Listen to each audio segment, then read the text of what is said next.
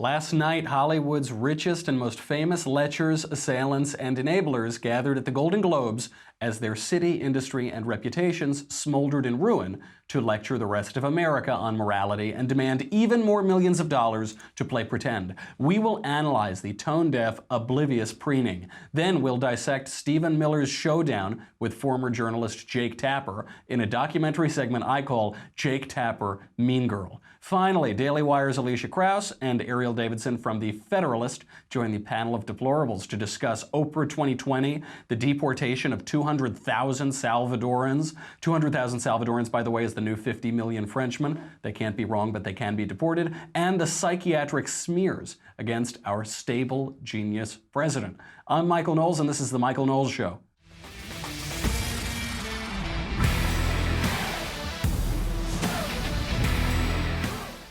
I did it. I did it so that you don't have to, folks. I was 100% of the television audience last night for the Golden Globes, and this was really awful. I usually have to cover this stuff for the Daily Wire or the Andrew Klavan Show or something. This was the worst, most insufferable awards show that I have ever seen. It was last night. You would expect after a year of Hollywood being ripped to shreds, all of them being exposed as enabling, corrupt, corrosive, sexually deviant monsters and hypocrites, you'd expect they might be a little repentant, they might be a little penitent, and, sorry, mea culpa, keep their mouths shut. Absolutely not. What they did was so brave last night. They wore, I don't know if you saw, there was a Why We Wear Black, that was the hashtag. These people are so brave, they wore black clothing to a black tie event. That's a round of applause. It brings a tear to my eye when I think they wore black to a formal event in the evening. It's just unbelievable. They didn't reform anything about their industry or their city, or they didn't even really apologize. They wore black. Well done, everybody. It was so, so brave. It was really disingenuous, too. There were all of these speeches and all of the red carpet and everything, but it all came off as disingenuous. Even Reese Witherspoon introduced Oprah Winfrey. She was winning a big prize, a big honorary award, and the whole performance was very saccharine. And it wasn't believable. You would think that the best and most famous actors in the world would be believable at an industry event, but they weren't. Ironically, there were these terrible performances. I think the reason for that is they gave up their glamour. They gave up their claims to glamour. The only reason people watch these award shows is for the glitz and the glamour, and they're wearing a gazillion dollars of jewelry and gold and dresses and things like that. But they gave that away, and this has been going on for decades, but it's gotten much worse in the last 10 years. Now they just complain. They just whine and complain, and it takes all the glamour out of it. Here's Natalie Portman ruining Guillermo del Toro's first Best Director win after 25 years in the industry. To be here to present the award for Best Director. And here are the all-male nominees. For The Shape of Water, Here are the all-male nominees. Just totally sucked the air out of the moment. It would have been a glitzy, really nice moment. Why were no female directors nominated? Why were they well, here's the reason, because very few women directed top-grossing films last year or the year before. There's one example of a really good film last year, won Best Picture, Lady Bird, but she didn't get a nomination, Greta Gerwig, for directing it. But this happened to Ben Affleck. It happened in 2012. Argo got Best Picture at the Oscars. He didn't get a nomination for Best Director. That sort of happens. Why are there so few women directors? I don't know. Only 7% of major films were directed by women in 2016. I think it was like 11% last year. Why is that? Well, until recently, many, many more men than women attended film school, particularly in the field of directing. That trend is still true at many film schools. It is now there's a little bit more gender parity in film school graduates, although in the field of directing, not so. And we don't really know the numbers of applicants. We have every reason to believe that many, many more people are applying to be directors who are men than women. Why is that? Well, why would we expect gender parity in every profession? There are plenty of professions where we don't have gender parity. We don't say 50% of NASCAR drivers aren't women. This is an example of of discrimination.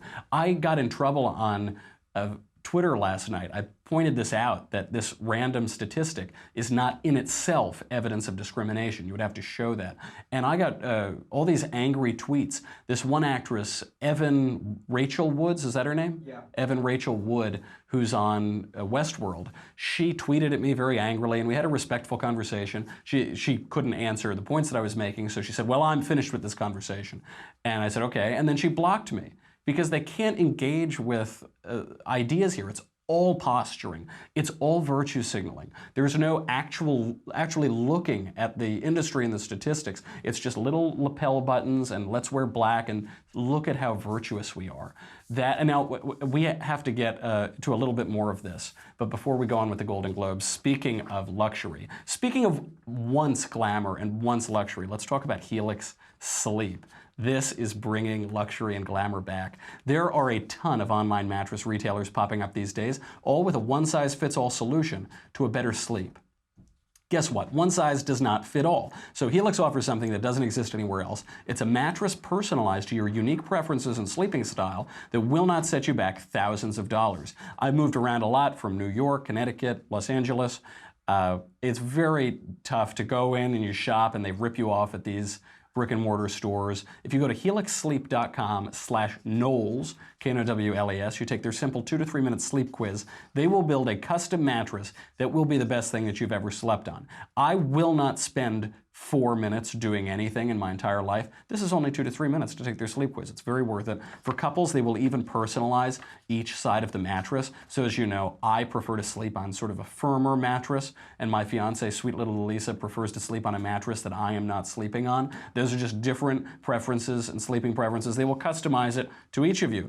Everyone from GQ to Cosmo to the New York Times are talking about Helix. Once you try it out, you will know why. Your custom mattress arrives direct to your door in a week, and shipping is completely free. There is no risk here. Just do it. Sleep is very important. You're going to spend a third of your life sleeping if you're a normal person. I spend about 2/3 sleeping. I really want to make sure I get my extra covfefe beauty sleep. So try it for 100 nights. If you don't love it, they will pick it up and refund you in full. Go to helixsleep.com/Knowles, Knowles, like Beyonce right now. You will get $50 towards your custom mattress. No risk at all. If you don't like it, they'll take it right back. helixsleep.com/Knowles for $50 off your order. helixsleep.com/Knowles. Now, into these Golden Globes, so that's the one aspect of it. There was all this virtue signaling on the issue of sexism and discrimination. But then, in my conversation with that actress, Evan Rachel Wood, she was complaining that she doesn't make as much money as her co-stars on her television show. She didn't give us any statistics. Presumably, Anthony Hopkins is going to make more money than she does. He is one of the legendary actors of the last century. But regardless, she complains that she's not making enough money and yada, yada, yada. This actress is worth $8 million, according to a simple Google search.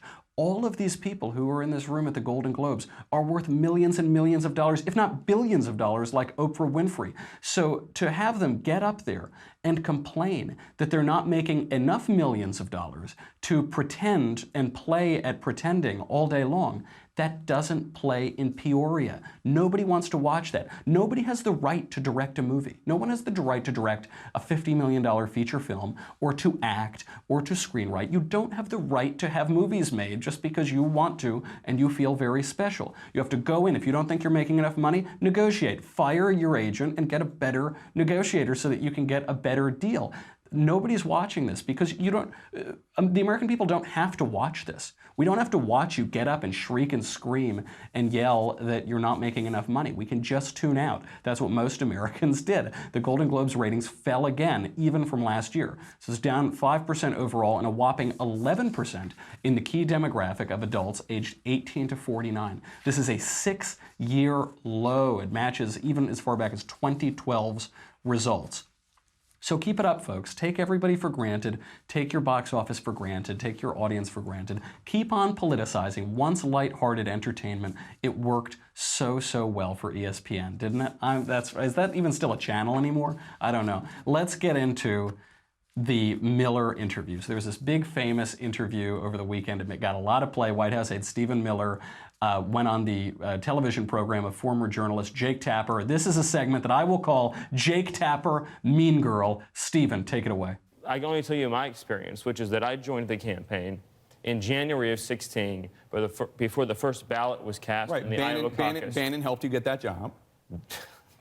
No? Corey Lewandowski is the one who offered me the job in the Trump campaign. But just to finish, Bannon wasn't helping you? Bannon didn't help you get that job on the campaign? I think the person who probably helped me most get the job on the campaign was probably Corey.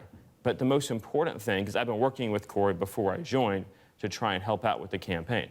So it starts out, and Jake Tapper just keeps pushing a fact that obviously isn't true. So he's trying to tie Stephen Miller to Bannon. He's saying, Bannon got you the job, Bannon this. Let's not forget, Stephen Miller was on the campaign before Steve Bannon. He predates him on the campaign. Now, could you say, does he know Steve Bannon? Did they work together? Yeah, I suppose so. You could just as easily say Stephen Miller got Steve Bannon his job when he came on the campaign. These people are all working together, but Tapper's got this agenda, and the tone that comes out from this interview, Stephen Miller comes off like a robot. You know, he is just there. He's stating the facts as he sees them. He's correcting some errors, the several errors that Jake Tapper is pushing. But Jake Tapper just comes off as like this glib little schoolgirl, like a catty little schoolgirl. He said, well, didn't you do that, don't you? He says, no, I didn't. He said, okay, he moves on. Let's move on to his next accusation. Did you write a letter outlining reasons to fire Comey and list the Russia investigation? Is that true? Here's the problem with what you're saying. The final draft of the letter, the one that was I'm not talking about that one. I'm talking about the one that Comey has that mentions Russia. If you want to have an answer to your question and not to get hysterical, then I'll answer it. The final draft of the letter has the same line about the fact that there is a Trump-Russia investigation that this has nothing to do with. So it was just moved from the top to the bottom? No. No, look at the letter. It's the beginning. The investigation is referenced in the beginning of the final letter that was released. Like the huge embarrassment you had when you got the Comey testimony wrong. Stephen, I'm trying to get to the issue of the president's fitness, which a lot of people are questioning. I'm getting to the issue of your fitness. Stephen, we don't want to talk about me. We can't talk about me at all. Jake Tapper has just gotten two major facts completely wrong, and he's been insisting on them throughout this interview. Well, you took out the Russia line. We didn't take out the Russia line. Well, you moved its placement. No, we didn't. The Russia line is still at the top of the memo. Well, and then Stephen Miller points out. He says, you know, Jake, you keep getting things wrong here, and you keep trying to push a narrative, and it's a little weird, buddy. And all of a sudden, Jake Tapper cuts him off. That's the thing you get out of this interview. Is Jake Tapper doesn't want his answers. He doesn't want to hear anything from him. He wants to cut him off and push a narrative. Stephen Miller points this out, and this, I think, is the central takeaway from the interview. All these so-called political geniuses in Washington, whether it be at the big lobbying firms or the only person who's called himself a in genius Congress, in the last week is the president. But which because happens to be a true statement. Okay. A self-made billionaire who revolutionized reality TV and who has changed the course of our politics. He's watching and he's happy that you said that. But you know, Jake, you can be condescending. I'm not being condescending. I'm trying to get to the point that Steve Bannon. You can be condescending. That was a snide remark. You're sure he's watching and he's happy. Let me tell you something. Why is that your snide? network?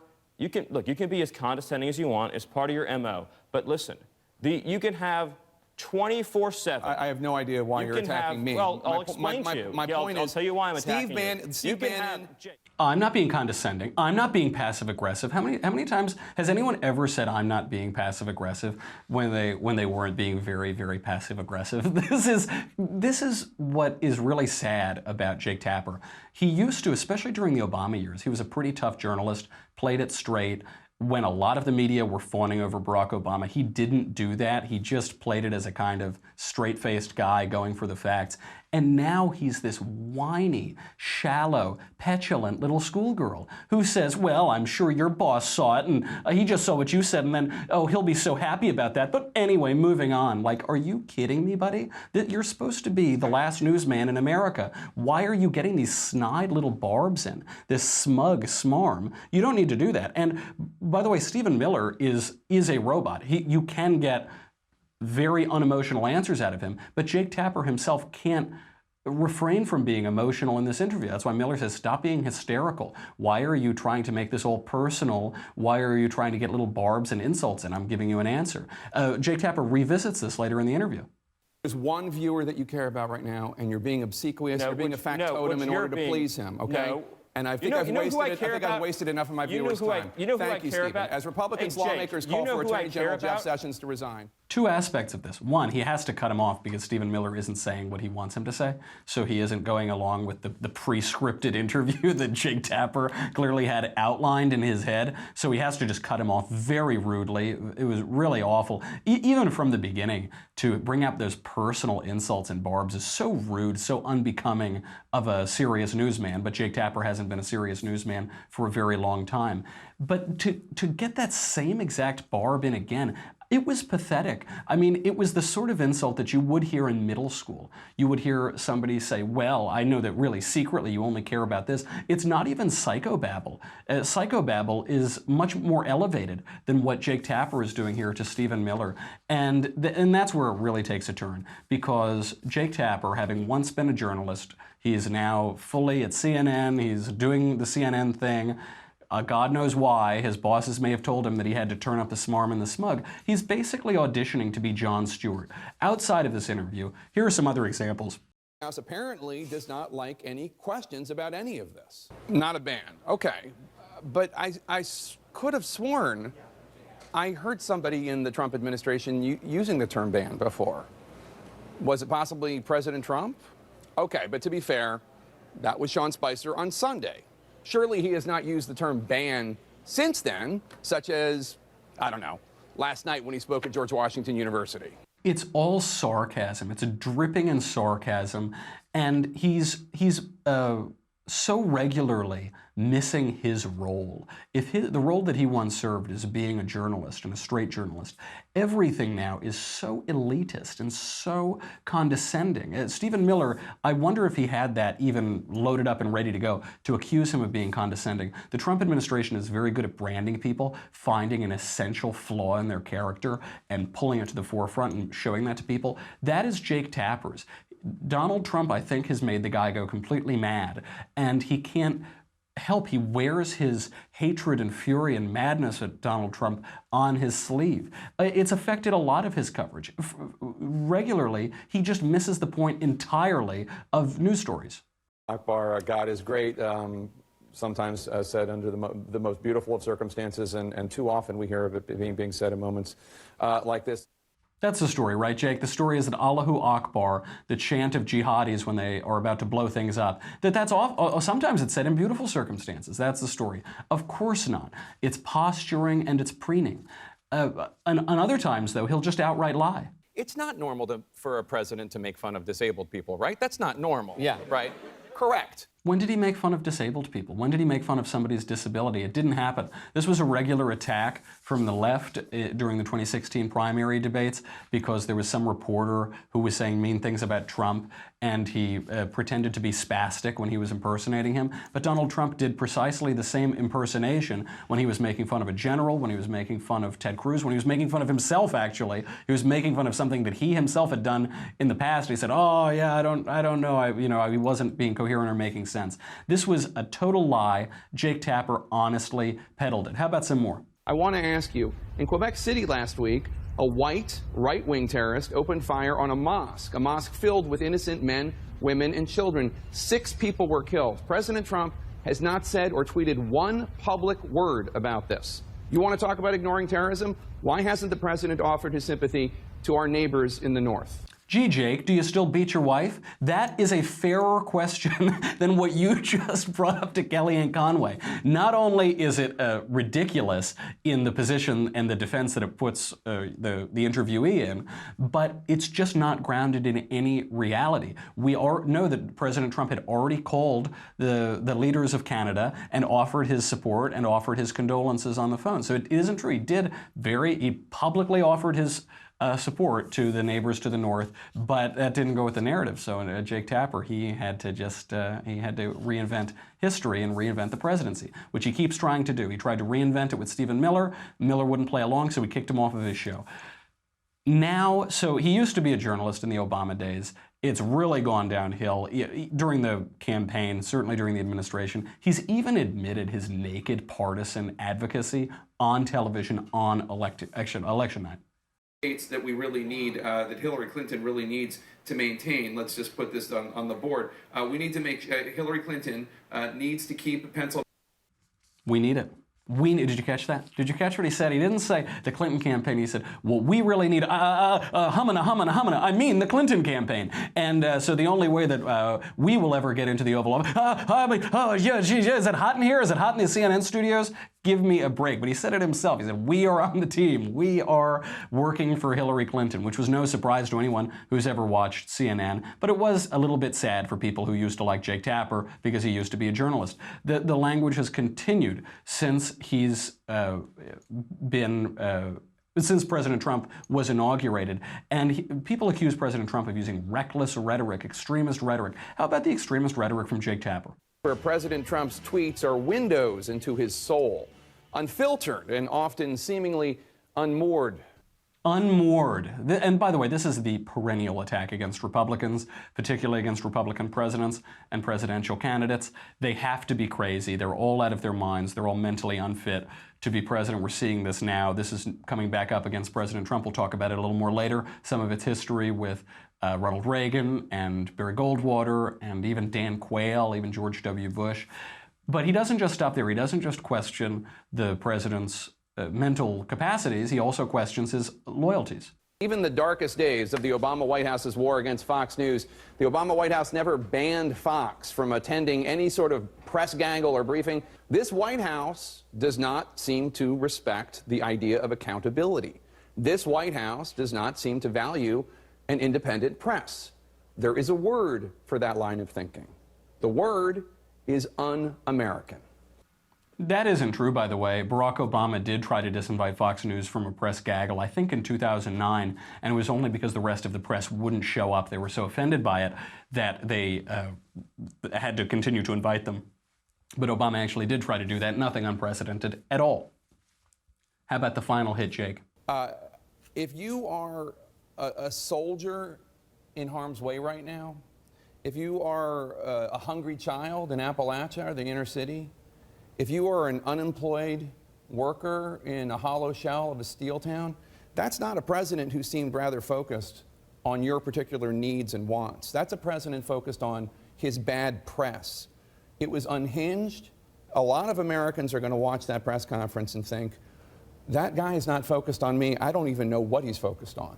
Just the facts. CNN, just the facts. I'm Jake Tapper. I'm a real journalist. Look, it looks like he was giving a campaign speech. Looks like he himself was running for president. What is it about journalists who say, you know, listen, I don't know any of these people, and I'm certainly not in their shoes, but if I were one of these wonderful Americans, I would hate this president. I would hate President Trump, and you should too. Totally, totally pathetic. And he once said too, he said, no one has called people who don't want ISIS to move to their neighborhood Islamophobic. That has never happened in the history of the world. It's all of this hysterical, dishonest, word choice that Jake Tapper has been engaging in. It's glib, it's snarky, it's that cattiness. It reduced him from a real journalist to a catty high school girl. Really pathetic, and I hope he turns it around. Some of us hope for that, but Trump derangement syndrome hits us all, and it seems to have hit him. Speaking of the fairer sex, let's bring on our panel. We have Erielle Davidson from the Federalist. We have Elisha Krauss, the Daily Wire's own. Ladies, thank you for being here. I've been looking at Jake Tapper for like 15 minutes. It's very nice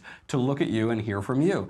Elisha, who won the debate between Tapper and Miller? I don't think it was a debate, and I have to say, I'm going to go against you here, Michael. Having been in radio for a very long time and, TV and podcasting for a fairly long time, 12 minutes. Jake Tapper gave Steve Miller 12 minutes, and it took 7.5 minutes before Tapper actually hit back and was annoyed with him. So I was getting annoyed just watching it, and I think that Steve Miller definitely was dodging and definitely was playing to what he thought that the President of the United States wanted to hear, and did not answer one of those questions at all. I mean, Jake Tapper asked a basic question about, oh, when did you come to the campaign? And then he started talking about how when he would be on Trump Force One. He didn't ask a question of when did you come to the campaign. He made an accusation. He said Bannon brought you on the campaign, and Miller said, I was on the campaign before Bannon. Okay.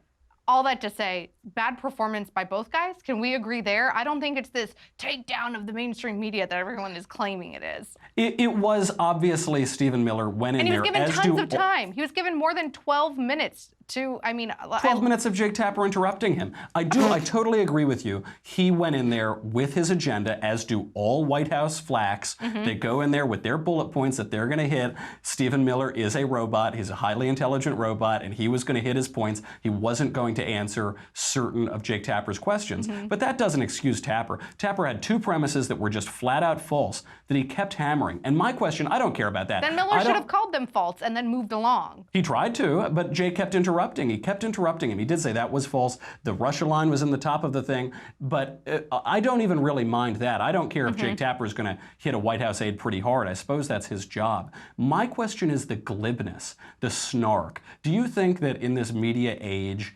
of this clickbaity age where so much of politics is now entertainment, do we need that, or is there a place for a journalist like Jake Tapper circa 2009 who can cut all of that out and just be a real bulldog, but just stick with the facts? I think that there's definitely a place for that, but I think unfortunately you're going to have a very few people, proven by your monologue, that I think would triumph that. I think that some people out there only want to hear what they want to hear for their side and their guy. And I mean, hey, it's a free market. I love the First Amendment. It gives us the ability for you to have your opinion, me to have mine, and Jake Tapper and Steve Miller to have theirs as well. I think that I personally would love it. There's very few journalists out there that I actually think are unbiased. Everyone, of course, has biases, and certain networks show that in different ways.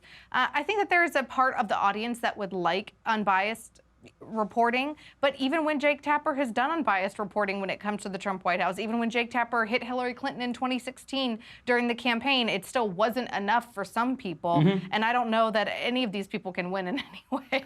That's a very good point. The decay of Jake Tapper, in some ways, I don't even really blame him for. It's sort of a decay of political journalism, and he's a big leading figure, and he's gone where his bosses probably wanted him to go. But still, to quote a great man, sad.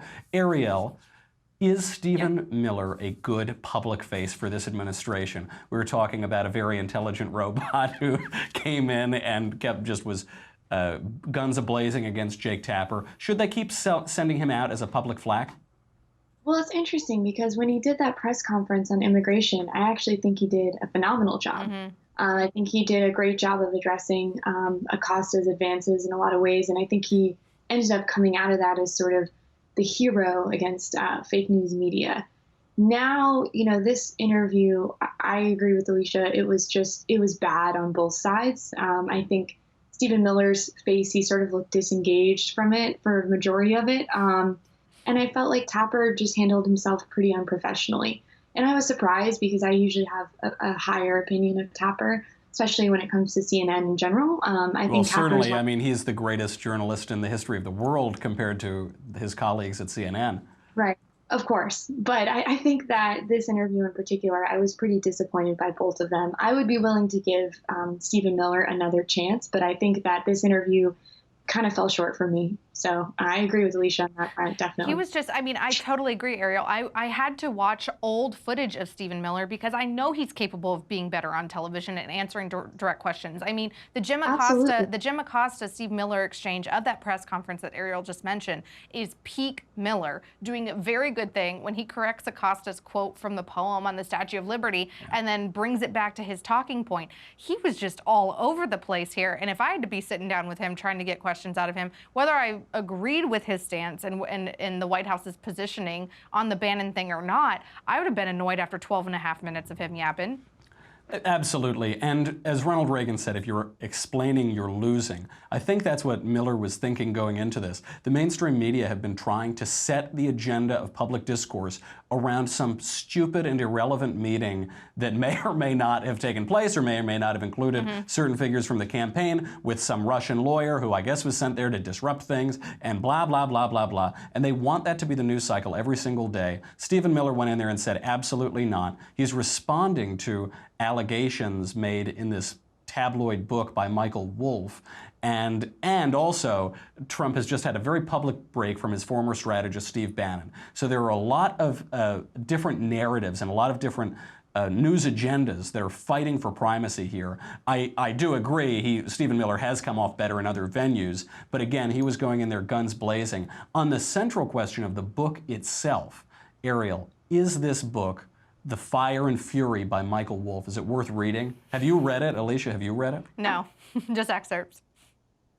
So you wouldn't recommend it? You think it's just probably mostly hearsay and tabloid trash? I mean, it's hearsay. And if you want to talk about media bias, talk about NBC's Katie Tur talking to Wolff earlier. And she ended the interview by telling him, congratulations on your book being a bestseller and congratulations on perturbing the president. I mean, that's almost a direct quote. I mean, to his credit, at least Jake Tapper went after one of his colleagues, the host of Reliable Sources over the weekend, because he said, let's take this what it is. Having, some of these things being true and feeling like it kind of sounds like things we've heard out of the White House isn't actually factual information. And I think that, I've had friends, Bethany Mandel, who's been a guest on your show, she and her husband read it over the weekend, and she said it reads like a gossipy novel. Yeah. And if we're really going on the words of Steve Bannon, who we know to be a fantastic liar, then I would say 99.9% of the book is false. Plus, Michael Wolff admits in the preface, I too haven't wasted my money on this. I know a lot of people on the right haven't done it. Sebastian Gorka has a great piece today out where he says, I'm not going to spend anything, but I will read the excerpts that are already out. In the beginning of the book, the author, Michael Wolff, says, I can't really defend any of this as being true or any of the facts being true, but they are notionally true. I'm not quite sure. That is the best euphemism of 2018. We've already got there was fake news, there were alternative facts. Now we have notionally true, which I think just means not true. I think you can take the unally out of it and it's just not true. So I won't read it either. The excerpts, they're scintillating. I sometimes read magazines from the grocery store, but those are a little bit cheaper than this work of fiction. Okay, we have a lot more to talk about. We have beyond gossip to talk about now, but unfortunately, folks, if you are on Facebook and YouTube, I have to say goodbye to you right now. If you're on thedailywire.com, thank you so much. You keep the lights on. You keep Covfefe in my cup. It's a really good way to start the year. What do you get? It's $10 a month or $100 for an annual membership. You get me. You get the Andrew Klavan Show. You get the Ben Shapiro Show. You get to watch a conversation and ask questions hosted by our very own Elisha Krauss with me and Ben and Drew. And yeah, that's okay. That's all great. It's going away, folks. Not, the leftist tears aren't going away. The leftist tears are going to be pouring and pouring and pouring. This is a nice Tapper vintage.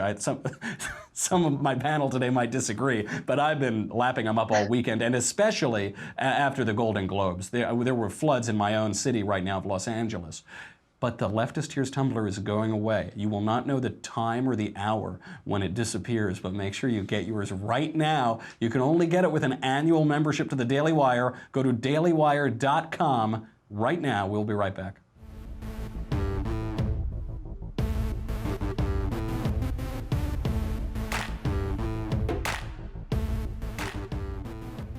$200,000 Salvadorans stand to be deported from the United States. They were brought here in 2001 under a program called Temporary Protected Status after an earthquake in their country. Now 200,000 of them stand to be deported. Elisha, is this a good idea, bad idea? Is this a good priority for the administration to stand firm on immigration, or is it going to be a PR nightmare? I think it's already a PR nightmare because you just fell into the MSM trap there and read the headline. What it is, though, is that those 200,000 people do have an opportunity to change their immigration status and update their paperwork, and then they can stay here. In addition to that, I believe it was actually 2 awful earthquakes that were back to back in 2001, and it was a deal that the El Salvadorian government made with the United States government that let kind of like a refugee status for these 200,000 El Salvadorians to be here. It's been 15 years. I mean, that is a long time. I mean, long time to work out your immigration. That is a long time to work out your immigration status. That is a long time to get a job, to get a home, to acclimate to American society. So I would think that these people would be willing and want to do whatever it would take to stay here. And I think in the long run, this will end up dwindling off. I think it's going to look bad on the White House, just the way that the media covers it. But I guarantee you, it will end up being a very small percentage of those 200,000 that end up getting deported. Well, this is the issue because the headline is 200,000 people get deported. Now, the secondary thought is, they've had a long time to figure out their status in the United States, haven't they? They probably still have a little bit of time. Yep. Nevertheless, that will never be reported honestly. And there were these 2 big pillars of the conservative movement for years and years. There was one that was strong on immigration, and we need to secure the border and jobs here and stop importing Democrats who are going to make us lose elections. The other was open borders. And there was a big wing of the party that wanted more trade, more open borders, the more libertarian strain. Erielle, does that still exist in the conservative coalition, or are we now firmly a stop importing Democrats to make us lose elections party? Well, I think there's, if the Conservative Party in terms of immigration sort of waffles, and I think it depends if you tend to lean more on the neoconservative side or whether you're more of a Ted Cruz conservative. I think that's where I usually mentally draw the line when it comes to immigration. Ted Cruz tends to be a pretty strong immigration hawk, and then you have other parts of the party that tend to be a little bit more favorable towards coming up with a solution that may or may not involve amnesty for illegal immigrants that are already residing in the United States. So I think when it comes to addressing immigration, I think definitely the conservatives are probably more strict on the border. But when it comes to the variety or the disparity of opinions within the Conservative Party, we definitely have an entire spectrum. I will say, though, with the advent of Trump assuming the presidency, I definitely think I've seen appreciatively a more rightward shift on immigration and being a little bit more hawkish on it, and I tend to fall more in that camp. So I'm glad to see Trump be more firm in that stance. But up until that point, I think the Conservative Party has been pretty lukewarm on immigration and definitely not as hawkish as they sort of put themselves forward to be. That's ironic. You bring in a lifelong Democrat from Queens, reality TV star, and you're absolutely right. He has made the Republican Party and the conservative coalition more conservative. He's moved us to the right. I think that's just the whimsy of God. Okay, we have to move on because we need to talk about our next reality TV star president. Are you with her, ladies? Oprah 2020, are you with her? She gave a rousing speech last night at the Golden Globes, during which she pretended that she hadn't been friends with rapists like Harvey Weinstein for decades, that she and myriad other Hollywood elites haven't covered up the heinous crimes of Gomorrah by the Sea, Hollywood, California. Many are now speculating she will run for president. She is worshipped like a cult figure, by the way, coast to coast.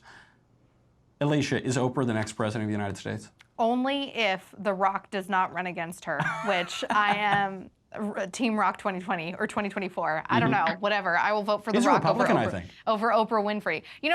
I'm like about the person, not the party, but if he comes out and he's like as small government and charming as I think he is, then I'm all about The Rock. Matt Walsh actually has a great op-ed, of course, up on the Daily Wire right now that brought up the points that you just said. Oprah Winfrey has been palling around in BFFs with Harvey Weinstein for years, and you have to wonder when she has made billions being the pulse of American culture and entertainment and even politics. I mean, look at what she did for Barack Obama during the primary against Hillary Clinton back in 2008 that, rocketed him to fame and really gave him a huge boost when he was running against Hillary Clinton and people were like, who is this guy? She gave him a platform. You don't think that she knew? You don't think that she heard rumors? You don't think that she had any idea about stuff that was happening behind the scenes in the entertainment industry? I don't buy it.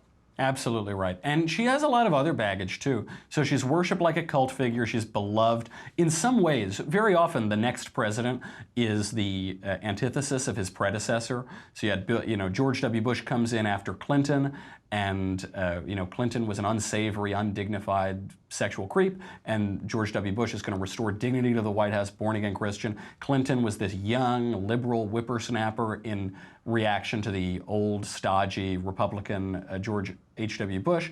Then, obviously, we had Barack Obama, a totally new generation, basically, a younger man. He's first black president. He's much more articulate than George W. Bush. George W. Bush could very frequently not put two sentences together. Barack Obama gives rousing, beautiful speeches. He has a wonderful way with words in his books. Then we have Donald Trump, an antithesis to Barack Obama. Oprah Winfrey has that. On the surface, Donald Trump is a villainous figure. He's always angry and firing people. Oprah is hugging people and giving away cars. He's an old white man. She's an old black woman. They're both reality TV. They're both cultural figures. She's got this weird romantic life where she's got, I guess, sort of a girlfriend and sort of a fake husband. And I've never really looked too far into this, but it is a little strange. Allegedly. Everything's alleged, but it's all pretty weird. With all of that, we don't know a ton about Oprah's personal life. We do know she worked herself up from nothing. Now she's one of the most powerful people in the world. Could she beat Trump? Erielle. Me? Oh, okay. You know, I don't know. I think she actually would have a good chance. The only thing I will say is if the economy keeps performing the way it is performing, that will be a definitive boon for Trump in 2020.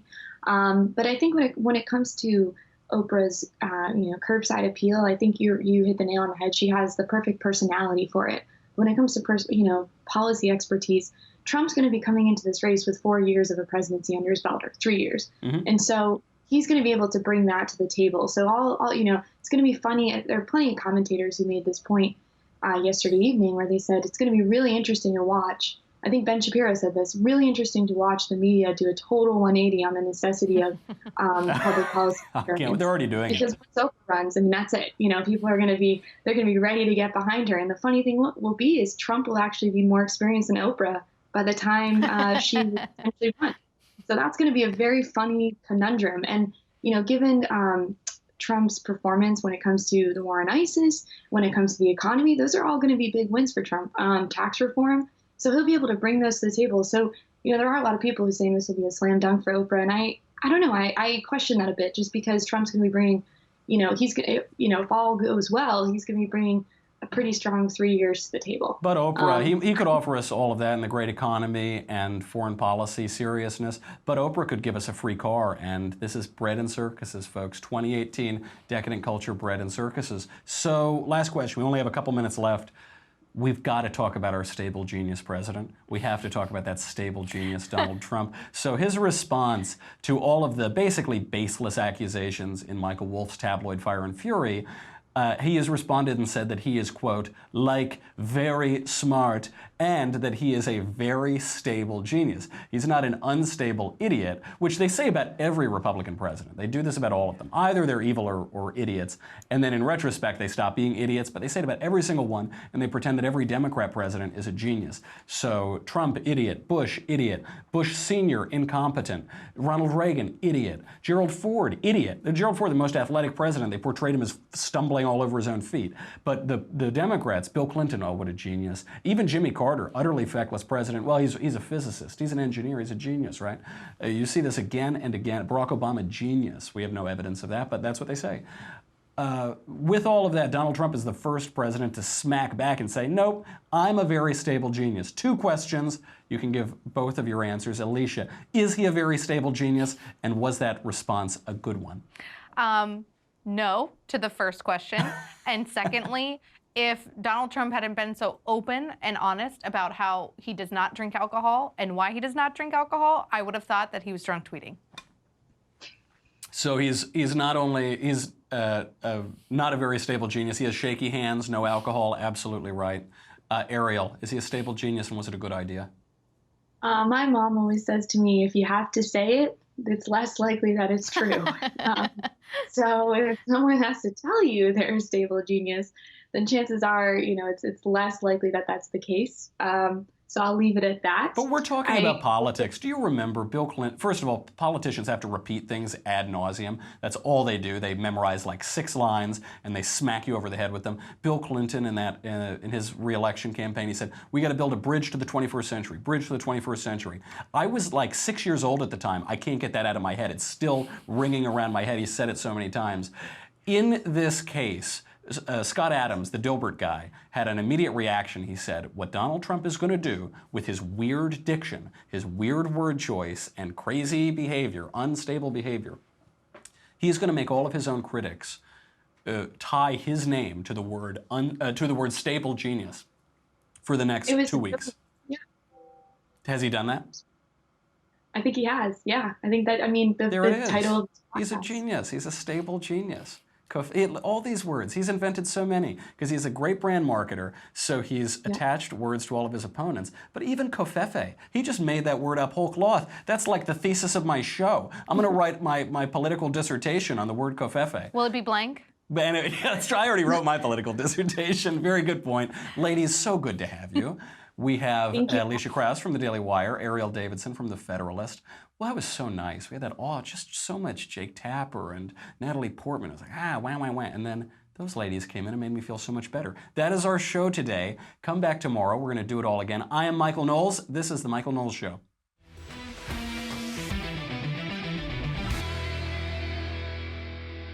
The Michael Knowles Show is produced by Marshall Benson. Executive producer, Jeremy Boring. Senior producer, Jonathan Hay. Supervising producer, Mathis Glover. Our technical producer is Austin Stevens. Edited by Alex Zingaro. Audio is mixed by Mike Coromina. Hair and makeup is by Jesua Olvera. The Michael Knowles Show is a Daily Wire Forward Publishing production. Copyright Forward Publishing 2017.